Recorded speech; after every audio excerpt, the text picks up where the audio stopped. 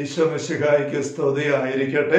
ഈശ്വരേറ്റ സ്നേഹിക്കപ്പെട്ട സഹോദരരെ, ആഭ്യന്തരകർമ്മീയ ആത്മീയതയുടെ 204-ാമത്തെ സെഷനാണല്ലോ ഇത്. 6-ാം സ്ഥാനത്തെക്കുറിച്ചുള്ള 44-ാമത്തെ വിചിന്തനവും. Hallelujah hallelujah. 6-ാം സ്ഥാനത്തെക്കുറിച്ചുള്ള 8-ാമത്തെ അധ്യായത്തിന്റെ 6-ാമത്തെ ഖണ്ഡികയിലാണല്ലോ നമ്മൾ കഴിഞ്ഞ സെഷനിൽ പറഞ്ഞു നിർത്തിയത്. ഈശോയുടെ സാന്നിധ്യം ഭൗതിക ദർശനമായിട്ട് കിട്ടുന്ന ഒരു വ്യക്തിക്കുണ്ടാകുന്ന അനുഭവത്തെക്കുറിച്ച് പറയുമ്പോൾ അത് എങ്ങനെയാണ് കാണുന്നത്, കേൾക്കുന്നത്, കാണാതെ കേൾക്കാതെ എങ്ങനെ ഇത്ര ഉറപ്പ് കിട്ടി എന്നൊക്കെ ഉള്ളതിനെക്കുറിച്ച് വിശദീകരിക്കാൻ മാർഗമില്ലെന്ന് മദ്രസ പറയുകയാണ്. ഈശോയുടെ സാന്നിധ്യം മാത്രമല്ല, വിശ്വത്തോടെ സാന്നിധ്യം ഇതുപോലെ തന്നെ കിട്ടാം എന്ന് മദ്രസ സൂചിപ്പിക്കുക നമ്മൾ ശ്രദ്ധിക്കുകയായിരുന്നല്ലോ. തുടർന്ന് നമ്മൾ വായിക്കുന്നു, വിവരണസാധ്യമല്ലാത്ത ആധ്യാത്മിക അനുഭൂതികൾ വേറെയുമുണ്ട്. ദൈവത്തിന്റെ മഹത്തായ പ്രവർത്തനങ്ങൾ ഗ്രഹിക്കുവാൻ നമ്മുടെ എളിയ സ്വഭാവം എത്രമേൽ അപര്യാപ്തമെന്ന് അവ നമ്മെ ബോധ്യപ്പെടുത്തുന്നു. അവ മനസ്സിലാക്കാൻ പോലും നമുക്ക് ശേഷിയില്ലല്ലോ. എന്നിരുന്നാലും അവ ലഭിച്ചതിൽ വിസ്മയം കൊണ്ട് അവിടുത്തെ സ്തുതിക്കുവാൻ ആർക്കും സാധിക്കും. അപ്പൊ ഇങ്ങനത്തെ അനുഭവങ്ങൾ നമുക്ക് മനസ്സിലാക്കാൻ പറ്റുന്നില്ല, പക്ഷെ എല്ലാവർക്കും കിട്ടുന്നുമില്ല. എങ്കിലും ഇങ്ങനത്തെ അനുഭവങ്ങൾ ദൈവം കൊടുക്കുന്നുണ്ടല്ലോ എന്നുള്ള ബോധ്യത്തോടു കൂടെ ദൈവത്തിന് സ്തുതി അർപ്പിക്കാനായിട്ട് എല്ലാവർക്കും സാധിക്കേണ്ടതാണെന്ന് മദ്രസ പറയുകയാണ്. ഏതാദൃശ അനുഗ്രഹങ്ങൾ എല്ലാവർക്കും സിദ്ധിക്കുന്നതല്ലാത്തതിനാൽ ദൈവത്തിന് പ്രത്യേകം നന്ദി പറയുകയും അവയെ വളരെ വിലമതിക്കുകയും ഉപരിസേവനം അനുഷ്ഠിക്കാൻ ഉത്സാഹിക്കുകയും വേണം. ഇത്തരത്തിലെല്ലാം നമ്മെ സഹായിച്ചുകൊണ്ടിരിക്കുന്നത് അവിടുന്ന് തന്നെയാണല്ലോ. അപ്പൊ ഈ ദർശനങ്ങൾ തന്നും അത് തക്ക സമയത്ത് തന്നും അത് ചെറുക്ക് കൊടുത്തും ഒക്കെ ആയിട്ട് അവരുടെ ആത്മവളർച്ചയിൽ മുന്നോട്ട് കൊണ്ടുപോകുന്ന ദൈവം തന്നെയാണ്. അവിടെ നമ്മുടെ ഭാഗത്ത് ചെയ്യാനുള്ള അവിടത്തേക്ക് നന്ദി അർപ്പിക്കുക എന്നുള്ളതാണ്. തന്നിമിത്തം ഇത് പ്രാപിക്കുന്ന ആത്മാവ് അഹങ്കരിക്കുകയില്ല, കാരണം സ്വന്തം എടുക്ക കഴിവല്ല. തന്റെ സേവനം മറ്റാരുടേതിലും മെച്ചമല്ലെന്നേ കരുതുകയുള്ളൂ. തനിക്കാണെങ്കിൽ സകലരേക്കാൾ കടപ്പാടുണ്ടെന്നും അവൾക്ക് ബോധ്യമുണ്ട്. ആർക്ക് കൂടുതൽ ലഭിച്ചുവോ അവർ കൂടുതൽ ചോദിക്കുമെന്നുള്ള ഈശോയുടെ വചനം ഇവയൊക്കെ വന്നിട്ടുള്ള വായിക്കുന്നുണ്ട്. അത് വെച്ചുകൊണ്ട് ഇങ്ങനെയുള്ള അനുഗ്രഹങ്ങൾ കൂടുതൽ കിട്ടിക്കഴിയുമ്പോഴേക്കും കൂടുതൽ താൻ കടപ്പെട്ട വ്യക്തിയാണ് ദൈവത്തിന്റെ മുമ്പിൽ എന്നൊരു ബോധ്യമാണ് അവർക്ക് ഉണ്ടാകുന്നത്. അതിനിടയിൽ വല്ല കുറ്റവും ചെയ്തു പോയാൽ ഹൃദയം തകർന്ന് അവൾ പശ്ചാത്തപിക്കും. അപ്പൊ നിസ്സാരമായ എന്തെങ്കിലും വീഴ്ച ഇതിനിടയ്ക്ക് വന്നു പോയാൽ അവളുടെ ഹൃദയം തകർന്നു പോകുന്ന പോലത്തെ നൊമ്പരമാണ്, ഹൃദയം ഞുറുങ്ങി എന്ന് അപ്പോസ്തലർ 2-ാം അധ്യായത്തില് പന്തക്കോസ്ത് ദിവസത്തില് അപ്പോസ്തലർ പ്രസംഗം കേൾക്കുന്ന ആൾക്കാരുടെ അനുഭവത്തിൽ വായിക്കുന്ന പോലെ ഹൃദയം തകർന്ന് വേദനിക്കുന്ന പശ്ചാത്തപിക്കുന്ന അനുഭവമായിരിക്കും അവർക്ക് ഉണ്ടാകുക. ഇങ്ങനെ മദ്രസ പറയുകയാണ്. 7-ാമത്തെ ഖണ്ഡിക, കർത്താവ് ഈ മാർഗത്തിലൂടെ നയിക്കുന്നവരായി നിങ്ങളുടെ കൂട്ടത്തിലുള്ള ഏതൊരുവൾക്കും ആത്മാക്കളിൽ സംഭവിച്ചുകൊണ്ടിരിക്കുന്ന ഈ ദൃശ്യ അനുഗ്രഹങ്ങൾ നിരീക്ഷിക്കാവുന്നതും അവ വഞ്ചനയോ വ്യാമോഹമോ ഒന്നുമല്ലെന്ന് തെറ്റപ്പെടുത്താവുന്നതുമാണ്. ഇത് കൂട്ടത്തിലുള്ള വ്യക്തികളുടെ ജീവിതത്തിലെ അനുഭവങ്ങൾ നിരീക്ഷിച്ചിട്ടോ അല്ലെങ്കിൽ നിങ്ങളുടെ കൂട്ടത്തിലെ ചില വ്യക്തി അനുഭവിക്കുന്നവരുടെ സ്വന്തം അനുഭവം നിരീക്ഷിച്ചിട്ടോ ഞാൻ ഈ പറയുന്ന കാര്യങ്ങൾ ശരിയാണെന്നുള്ളത് ബോധ്യപ്പെടാം.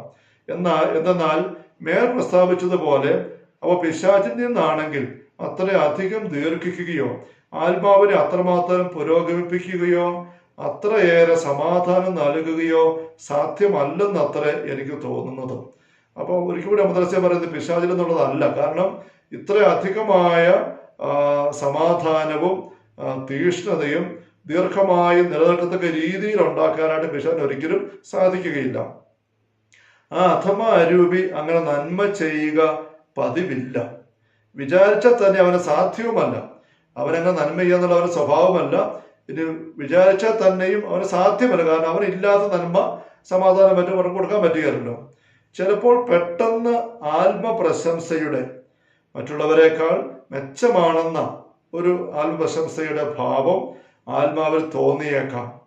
അവൾ ദൈവവുമായി വളരെ ഗാഢമായ സൗഹൃദം പുലർത്തുകയും അവിടത്തെക്കുറിച്ച് നിരന്തരം ചിന്തിച്ചുകൊണ്ടിരിക്കുകയും ചെയ്യുന്നതിൽ പിശാച് വളരെയധികം ക്രോധിക്കുമെങ്കിലും അങ്ങനെ ഒരു വിചാരം ഒരിക്കൽ ഉൽപ്പാദിപ്പിച്ചാൽ തന്നെയും അത് കൂടുതൽ ആവർത്തിക്കപ്പെടുകയില്ല.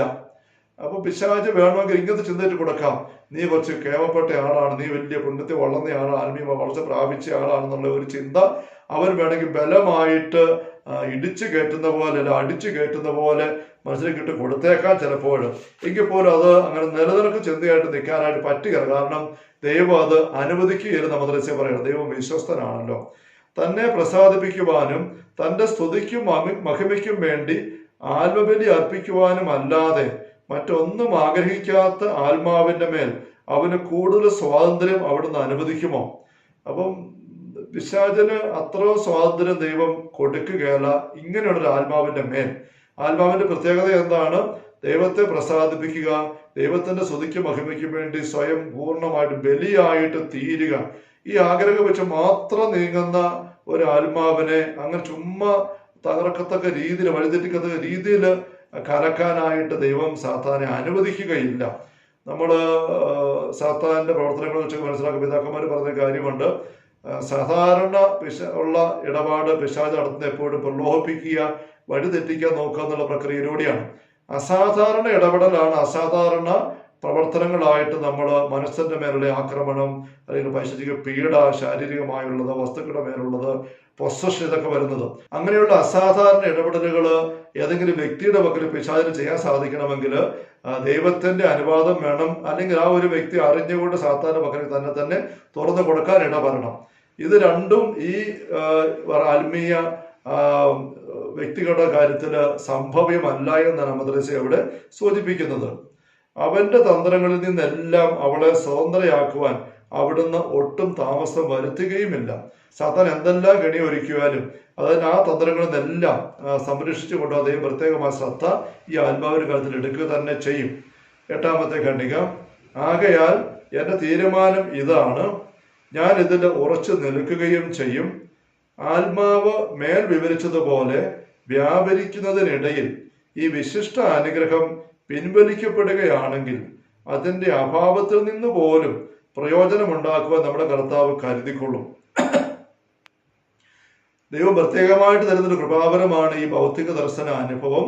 അതുകൊണ്ട് തന്നെ ദൈവം അതിടയ്ക്ക് പിൻവലിച്ചെന്ന് വരാം, അത് നന്മയ്ക്ക് വേണ്ടിയിട്ടായിരിക്കും. അതുകൊണ്ട് അങ്ങനെയുള്ളൊരു ഈ അനുഭവം പിൻവലിക്കപ്പെട്ടു പോകുന്നതിൻ്റെ ഒരു നിസ്സഹായതയും നൊമ്പരവും ദൈവം അനുവദിച്ചാൽ പോലും അത് തന്നെയും നന്മയ്ക്ക് വേണ്ടിയിട്ടാണ് ദൈവം ക്രമീകരിക്കുന്നത്. ചിലപ്പോഴൊക്കെ അവളെ ആക്രമിക്കുവാൻ പിശാചിനെ അനുവദിച്ചാൽ തന്നെയും കേട് അവർ തന്നെ ആയിരിക്കും. കാരണം സാത്താന്റെ ആക്രമണം വിശുദ്ധരൊക്കെ ഉണ്ടാകുമ്പോഴെല്ലാം ഉണ്ടായിട്ടുള്ളപ്പോഴൊക്കെ സാത്താന് തന്നെയാണ് നഷ്ടം വന്നിട്ടുള്ളത്. വിശുദ്ധർ അതിനകത്തെല്ലാം ആത്മീയമായിട്ട് വളർന്നിട്ടേ ഉള്ളൂ. ദൈവത്തിന്റെ കൃപാവരത്തിന്റെ ശക്തി അവിടെ പ്രകടമായിട്ടേ ഉള്ളൂ. പ്രസേമയുടെ ഒക്കെ ജീവിതത്തിലെ അനുഭവങ്ങളും പാദ്രേമയുടെ ഇത്തരം അനുഭവങ്ങളൊക്കെ അതിന് വ്യക്തമാണ്. അതുകൊണ്ട് പുത്രിമാരെ, മേൽ സൂചിപ്പിച്ചതുപോലെ നിങ്ങളിൽ ആരെങ്കിലും ഈ മാർഗത്തിലൂടെ സഞ്ചരിക്കുന്നുണ്ടെങ്കിൽ അശേഷം ഭയപ്പെടേണ്ടതില്ല. അപ്പൊ ഒരു പേടിയും കലക്കോ ഒന്നും വേണ്ട.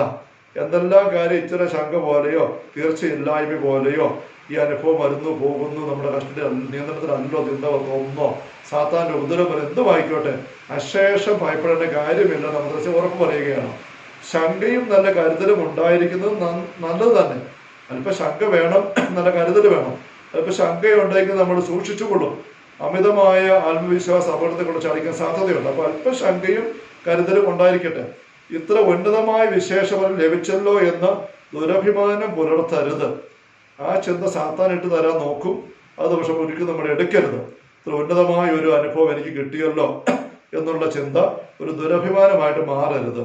അങ്ങനെ വന്നാൽ അതിൻ്റെ ഫലം അശ്രദ്ധയായിരിക്കും. അലംഭാവം, ശ്രദ്ധയില്ല, ജാഗ്രത നീങ്ങാൻ ഇടവരും. അത് സാത്താന്റെ ശക്തമായ ആക്രമണങ്ങൾക്ക് വഴിയൊരുക്കിയെന്ന് വരും. മേൽ വിവരിച്ച സൽഫലങ്ങൾ പ്രകടമാകുന്നില്ലെങ്കിൽ അത് ദൈവദത്തമല്ല എന്ന് തീരുമാനിക്കാം. മോളിൽ കുറെ സൽഫലങ്ങൾ നമ്മൾ കഴിഞ്ഞ സെഷനിൽ എണ്ണി പറയുകയുണ്ടായി. അതിന്റെ അവസാനം ഈ സെഷന്റെ ആരംഭത്തിൽ നമ്മൾ പറഞ്ഞ 2 കാര്യം, അതായത് മറ്റെല്ലാവരെയും ദൈവത്തെ സ്തുതിക്കാൻ, സ്നേഹിക്കാൻ തനിക്കാണ് കടപ്പാടുള്ളൂ എന്നുള്ളൊരു ഫലം. വീണ്ടും എന്തെങ്കിലും ചെറിയ പോരായ്മ വന്നാൽ ഹൃദയം പശ്ചാത്തപിക്കുന്ന ഒരു അനുഭവം, ഇതൊക്കെയും ആ ഫലങ്ങളുടെ കൂടെ ചേർത്ത് വെക്കാവുന്നതാണ്. ഇങ്ങനെയുള്ള ഫലങ്ങൾ ഒരു വ്യക്തിയിൽ കാണുന്നില്ല. അതേസമയം ഭൗതിക ദർശനമാണെന്ന് തോന്നുന്നു, ദൈവസാന്നിധ്യ അനുഭവങ്ങൾ കിട്ടുന്നുണ്ടെന്നൊക്കെ ചിന്ത വന്നാൽ ആ ഒരു ദർശന അനുഭവം യഥാർത്ഥത്തിലുള്ള ആത്മീയ അനുഭവമാണെന്ന് കരുതേണ്ടതില്ല എന്ന് മദ്രസ വീണ്ടും ഡിസൈൻമെന്റ്, വിഭജനത്തിന്റെ ഒരു മാനദണ്ഡമായിട്ട് ചൂണ്ടിക്കാണിച്ചു തരികയാണ്. ആരംഭത്തിൽ ഇത്തരം അനുഭവങ്ങൾ പാണ്ഡിത്യമുള്ള ഒരു വൈദികനോട്, അങ്ങനെയുള്ളവരത്തെ നമുക്ക് മാർഗദർശനം നൽകേണ്ടത് കുമ്പസാരത്തിൽ പറയണം. ഇങ്ങനെയുള്ള അനുഭവങ്ങൾ ഉണ്ടാകുമ്പോൾ പ്രത്യേകിച്ച് അതിന്റെ ആരംഭ അവസരത്തില് കുമ്പസാരത്തിൽ പറയണം. പക്ഷെ അത് ഇങ്ങനെയുള്ള കാര്യങ്ങളിൽ അവഗാഹമുള്ള, അറിവുള്ള, പാണ്ഡിത്യമുള്ള ഒരു കുമ്പസാരക്കാരൻ അച്ഛൻ്റെ മക്കളെ അത് പറയാവുള്ളൂ എന്ന് പറയുകയാണ്. അഥവാ സൗകര്യമുള്ള പക്ഷം ആത്മീയ കാര്യങ്ങൾ അനുഭവജ്ഞാനമുള്ള ആരോടെങ്കിലും സംസാരിക്കാം. പമദ്രേസയെ പോലെ ആത്മീയ കാര്യങ്ങൾ അവഗാഹമുള്ള വ്യക്തികൾ നമ്മുടെ മധ്യം ഉണ്ടാവും. അങ്ങനെയുള്ള വ്യക്തികളുമായിട്ട് ഇക്കാര്യം പങ്കുവെക്കാം. അത് ഉപകാരപ്രദമാണ്. കുമ്പസാരക്കാരൻ പുണ്യവാൻ അല്ലെങ്കിലും നല്ല പണ്ഡിതനാണെങ്കിൽ അത് ആദരണീയമാണ്. ഇനി പറഞ്ഞ ആത്മീയ വഴിയിലൂടെ ജീവിതം മുന്നോട്ട് കൊണ്ടുപോകുന്ന ഒരു വ്യക്തി അത്രയോ പുണ്യവാനല്ല എങ്കിൽ പോലും ഈ മേഖലയെക്കുറിച്ച് നല്ല അറിവുള്ള ആളാണെങ്കിൽ അദ്ദേഹത്തിന്റെ ആ ഒരു അറിവ് പാണ്ഡിത്യം നമുക്ക് ഉപകാരമാണ്, ആദരണീയമാണ്. സൗകര്യപ്പെടുന്ന പോലെ പുണ്യമോ പാണ്ഡിത്യമോ ഏതെങ്കിലും ഒന്ന് മാത്രം ഉള്ളവരോടും ആലോചിക്കാം. ഒന്നുകിൽ നല്ലപോലെ പുണ്യം വേണം, അല്ലെങ്കിൽ നല്ലപോലെ പാണ്ഡിത്യം വേണം. നല്ലപോലെ പുണ്യം പാടും നല്ലതുപോലെ വേണം. കുറച്ച് പുണ്യവും കുറച്ച് പാണ്ഡിത്യവും ഉള്ള വ്യക്തികൾ ആലോചിക്കാൻ അത് അപകടമാണെന്നും മദ്രസ സൂചിപ്പിക്കുന്നുണ്ട്. നിങ്ങളുടെ അനുഭവം വ്യാമോഹമാണെന്ന് അവർ പറയുന്ന പക്ഷം നിങ്ങൾ ചഞ്ചലപ്പെടേണ്ടതില്ല. ഇത് ദൈവത്തിന്റെ ഒന്നുമല്ല. ഈ ഭൗതിക ദർശനമായിട്ട് നിങ്ങൾ കാണുന്നത് നിങ്ങളുടെ തന്നെ ഒരു വ്യാമോഹം മാത്രമാണ് എന്ന് ഇനി അങ്ങനെയുള്ളൊരു അച്ഛൻ പറയുകയാണെങ്കിൽ പോലും നിങ്ങൾ ചഞ്ചലപ്പെടേണ്ടതില്ല. കാരണം അത് പറയാണ്, വ്യാമോഹം കൊണ്ട് നിങ്ങളുടെ ആത്മാവിന് ഗുണമോ ദോഷമോ ഉണ്ടാകാൻ പോകുന്നില്ല. അങ്ങനെ വ്യാമോഹം നിങ്ങളുടെ ഉള്ളിൽ ഉണ്ടായി എന്നതിന്റെ പേരിൽ മാത്രം നിങ്ങൾക്കൊരു ആത്മീയ ഉപദ്രവം വരുന്നില്ല, അതിന് ആത്മീയ മെച്ചം ഉണ്ടാകുന്നില്ല അതിനകത്ത്. പക്ഷെ അത് ന്യൂട്രലാണ്. അതുകൊണ്ട് അത് വ്യാമോഹം കയറി വന്നു, അത് വെച്ച് ഇങ്ങനെ തോന്നി ചിന്തിച്ചു, അതങ്ങ് അവഗണിച്ചാൽ മതി എന്ന് മദ്രസ പറയുന്നു. ദൈവപരിപാലനയ്ക്ക് സ്വയം അർപ്പിച്ചുകൊണ്ട് മാർഗഭ്രംശം ഭവിക്കാതിരിക്കാൻ വേണ്ടി പ്രാർത്ഥിച്ചാൽ മതി. അപ്പം വ്യാമോഹം കൊണ്ടുണ്ടായ ഒരു ദർശനമാണിത് എന്നാണ് ഈ അറിവും പാണ്ഡിത്യവും ഉള്ള വിശുദ്ധിയുള്ള വൈദികൻ അല്ല മറ്റേ ആലോചന ചോദിക്കുന്ന വ്യക്തി പറയുന്നത് എങ്കിൽ ദൈവത്തിന്റെ പരിപാലനയ്ക്ക് എളിമയോടെ സ്വയം ചേർത്ത് വെച്ചുകൊണ്ട് നീങ്ങുക മാത്രം മതി, അസ്വസ്ഥയൊന്നും വേണ്ട. എന്നാൽ പിശാചാണെന്നാണ് അവർ പറയുന്നതെങ്കിൽ നിങ്ങളുടെ സ്ഥിതി കൂടുതൽ ദയനീയമായിരിക്കും. കാരണം അത് പിശാച് തന്നെയാണ് നിങ്ങളെ ഇടപെടുന്നത് എന്നോട് മാത്രമല്ല, അങ്ങനെ വാക്ക് കേൾക്കുമ്പോൾ നിങ്ങൾക്കൊരു വ്യക്തത കിട്ടാതെ വരുന്നു, കലക്കമുണ്ടാകുന്നു. അതുകൊണ്ട് കൂടിയാണ് നിങ്ങളുടെ സ്ഥിതി കൂടുതൽ ദയനീയമായിരിക്കും മദ്രസ പറയുന്നത്. പക്ഷേ മേലെ പറയുന്ന നല്ല ലക്ഷണങ്ങൾ ഉള്ളപ്പോൾ വിവരമുള്ളവരാരും, നല്ല പഠിപ്പുള്ളവർ, ബാക്കി വീണ്ടും പറയുകയാണ്, അങ്ങനെ പറയുകയില്ല. ഓള് പറഞ്ഞ 10-12 ലക്ഷണങ്ങൾ ഒരു വ്യക്തിയിൽ ഈ ഭൗതിക ദർശനത്തിന്റെ അനുഭവത്തിൽ കൂടെ കാണപ്പെടുന്നുണ്ടെങ്കിൽ അല്പമെങ്കിലും ആത്മീയ അവഗാഹം ഈ പറഞ്ഞ രീതിയിലുള്ള ഒരു വ്യക്തിയും ഇത് പിശാചിൻ്റെതാണെന്ന് പറയുകയല്ലെന്ന് മദ്രസ ഉറപ്പ് പറയുകയാണ്. പിന്നെ ആരെങ്കിലും അങ്ങനെ പറഞ്ഞാൽ തന്നെയും നിങ്ങളോട് ഒന്നിച്ച് വസിക്കുന്ന കർത്താവ് തന്നെ നിങ്ങളെ സമാശ്വസിപ്പിക്കുകയും നിങ്ങൾക്ക് ഉറപ്പ് തരികയും ചെയ്തു കൊള്ളും. നിങ്ങളുടെ നേതൃത്വത്തിന് ആവശ്യമായ തെളിവ് അവർക്ക് നൽകുകയും ചെയ്യും. ഇപ്പൊ തൽക്കാലം ഇങ്ങനെ പിശാചന്റെ ആണെന്ന് തന്നെ അവർ പറഞ്ഞാൽ പോലും നിങ്ങൾ പേടിക്കേണ്ട, അത് തമ്പുരാൻ ബാക്കി നോക്കിക്കൊള്ളും. രണ്ട് രീതിയിൽ നിങ്ങൾക്ക് അവിടുന്ന് വ്യക്തമായിട്ട് ഉറപ്പ് തരും ഇത് താൻ തന്നെയാണ് എന്നുള്ളത്. പിന്നെ നിങ്ങൾ ആലോചിക്കുന്ന വ്യക്തിക്ക് അവിടുന്ന് ഉറപ്പ് കൊടുത്തുകൊള്ളും. Hallelujah, hallelujah. കർത്താവ് യേശു മിശിഹായുടെ സമൃദ്ധമായ കൃപയും അനുഗ്രഹങ്ങളും പിതാവായ ദൈവത്തിന്റെ അവർണ്ണനീയമായ സ്നേഹവും പരിശുദ്ധാത്മാവായ ദൈവത്തിന്റെ നിരന്തരമായ സഹവാസവും സഹമുള്ള സഹോദരങ്ങളെ നാം എല്ലാവരും കൂടെ ഉണ്ടായിരിക്കട്ടെ, ഇപ്പോഴും എപ്പോഴും എന്നേക്കും. ആമേൻ. ഈശോ മിശിഹായ്ക്ക് സ്തുതി ആയിരിക്കട്ടെ.